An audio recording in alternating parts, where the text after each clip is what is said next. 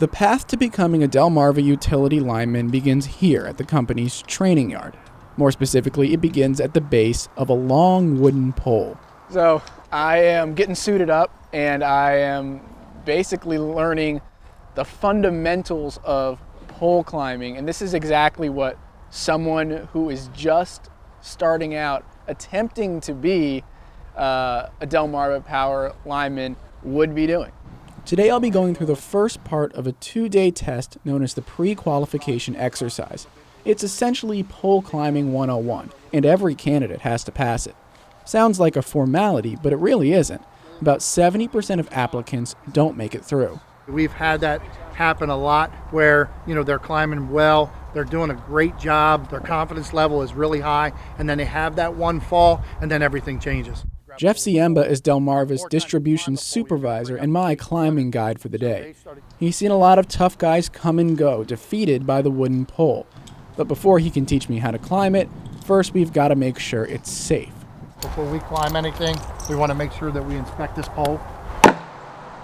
In the training yard and in the real world, workers have to hammer at every pole to make sure it's still structurally sound. After that's done, Ziemba introduces me to my equipment. These are our gaffs. This is what's going to basically climb us up the pole. We look at this as a vehicle to get to where we need to be. Obviously, the problem isn't here, the problem is up there. When a utility worker climbs a pole to fix a problem, the only thing keeping him from falling are the gaffs, these steely little spikes you strap to your boots. As you can see, when putting that gaff in the pole, we want to maintain a 30-degree angle from our gaff to the pole. Once we start jeopardizing that 30-degree, you can actually see where that gaff starts to pop out. Yep. And when that pops out, we come down. There's no parachute, no safety net, and although today I'll be attached via carabiner to a backup wire, in the field there's not even that. It sounds scary, but doable. And when I watch a couple of the veteran climbers demonstrate, it kind of looks easy. I'm feeling, I gotta say, pretty confident as I ready myself for the Virgin voyage. Okay, first time is never easy. Just had to feel things out a little bit. Okay, so this is kind of hard.